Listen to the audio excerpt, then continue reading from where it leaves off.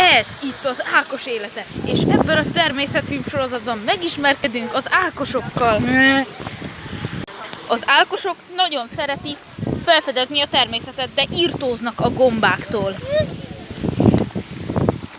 A legtöbbjük hím, de mint ez a példány, egy nőstényt láthatunk most.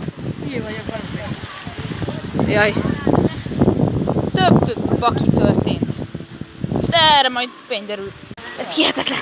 Találtunk egy hímákost, aki most itt áll a fag mellett.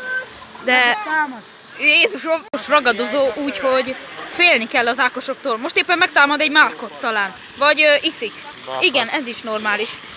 Itt láthatunk egy igazi márkot. A következő részen őket ismerjük meg. Megpróbál ragadozni. Nem nagyon sikerült. Válogatósok. Viszont úgy, igen, érzékeny fajták. Elfutott. Hát új egyedet kell keresni. Kár. Az ákosok nyitott szemmel állva alszanak.